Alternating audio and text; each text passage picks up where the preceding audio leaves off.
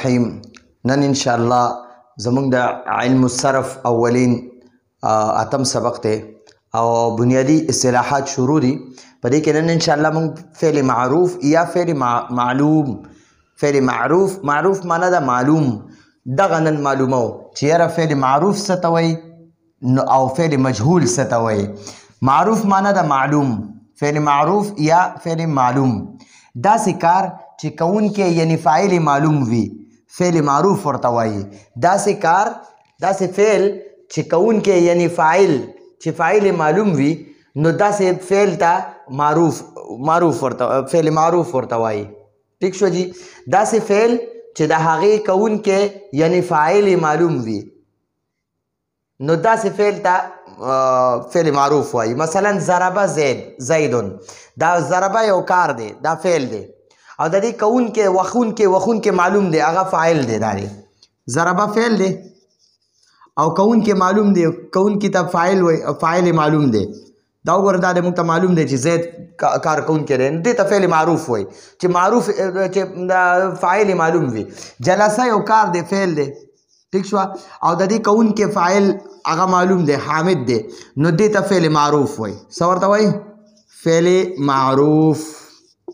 ولی ورته وایي چې فاعل معلوم دی؟ دا ذهبه یو فعل دی او فعل کار ته وایي، فعل دی یو کار دی او دا محمود دی فاعل دی او دا فاعل معلوم دی. ٹھیک شو. د دې دا فاعل معلوم دی نو دې ته څه وایي؟ فعل معروف. فعل معروف چاته وایي چې فاعل معلوم وي. فعل معروف هغه فعل ته وایي، هغه کار ته وایي چې د هغې کوونکی یعنې فاعل معلوم وي. فعل معروف چاته وایي؟ فعل معروف هم ورته وایي، فعل معلوم هم ورته وایي. معلوم مطلب چې فاعل معلوم دی، دا کار کوونکی معلوم دی، هغه فعل کوونکی چې دی هغه معلوم دی نو هغې ته فعل معروف وایي. فعل معروف چاته وایي؟ فعل معروف څه ته وایي؟ فعل معروف یا معلوم. فعل معروف مطلب دا د معروف مطلب دا دی چې دا فعل خو کار دی او معروف یعنی فاعل چې معلوم دی. ٹھیک شو. معروف معلوم ته وایي چې فاعل معلوم دی. ګورئ نو ضربه زیدون وهل یو فعل دی او زیدون فاعل دی، دا فاعل معلوم دی نو دلته کې دې ته فعل معروف وایي. چې کله د یو کار فاعل معلوم وي که نه نو هغې ته فعل معروف وایي. کله چې د یو کار فاعل معلوم وي هغې ته فعل معروف وایي. د یو فعل کار چې دی دې ته فعل وایي. د یو فعل کوونکی چې کله معلوم وي نو هغې ته فعل معروف وایي. اوس راځو فعل مجهول. فعل مجهول څه ته وایي؟ نو څنګه چې فعل معروف یا فعل معلوم دی که نه نو مجهول نامعلومه ته وایي. نامعلوم د دې مطلب داسې دی چې داسې فعل یا داسې کار چې کوونکی یعنی فاعل نامعلوم وي، معلوم نه وي. چې کله د یو فعل کوونکی د یو فعل فاعل معلوم وي هغې ته فعل معروف وایي او چې کله د یو فعل فاعل معلوم نه وي هغې ته فعل معروف وایي. لکه مثلا زه ووالی شومه، ما وخل وخوړه خو چې چا والی ما هغه معلوم نه دی. یا زما مدد وشو خو چې چا زما مدد کړی دی هغه معلوم نه دی. ٹھیک شوه. یا ما نه غلا وشوه، ما نه را قلم پټ شو، دا رانه چا پټ کو خو چې چا پټ کړی دی هغه معلوم نه دی نو دې کار ته د غلا کول یو کار دی. ٹھیک شوه. او چې چا کړی دی هغه معلوم نه دی، فاعل معلوم نه دی نو دې ته فعل مجهول وایي. لکه مثلا اوس دلته کې ګورئ جی، ها داسې کار چې کوونکی یعنی فاعل نامعلوم وي نو داسې فعل ته فعل مجهول یا فعل نامعلوم وایي. مثلا ضربه، هلته کې ضربه زیدون وکنه، دلته ضربه عمرون شو. نو وګورئ ته به وایې چې یاره دا خو د فاعل په شانتې د اعراب دی.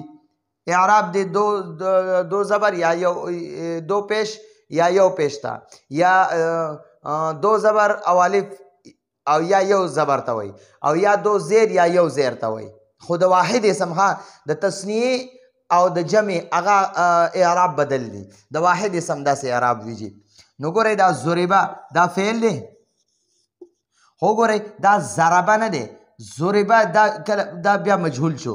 او دا عمرون چې دی دا اصل کې عمرنو، دا مفعولو خو دلته کې ورله د فاعل دغه میلاو شو، د فاعل اعراب ورته میلاو شو نو دا مفعول دی. دې مفعول ته نائب فاعل وایي. نائب فاعل.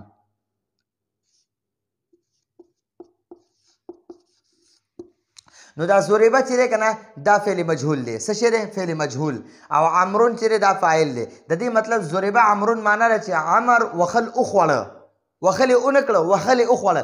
د ضربه زیدون مطلب دا دی چې زید وخل وکړه، هلته فاعل معلوم دی. او دلته د ضربه عمرون مطلب دا دی، وګوره هلته ضربه دی، دلته ضربه دی. ٹھیک شو؟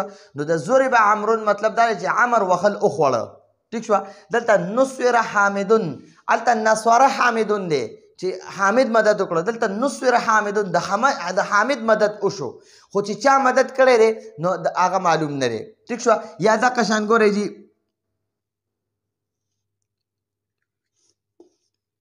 اوکیل الخبز، اوکیل الخبز روټۍ وخوړی شوه، روټۍ وخوړی شوه، خو چې چا خوړلې ده نو خوړونکی معلوم نه دی. نو چې کله فاعل معلوم نه وي نو هغې ته فعل مجهول وی، او چې کله فاعل معلوم وي هغې ته فعل معروف وی. نو دا زموږ د نن ورځې سبق و. راتلونکي سبق پر اجازت غواړو. السلام علیکم ورحمة الله وبرکاته.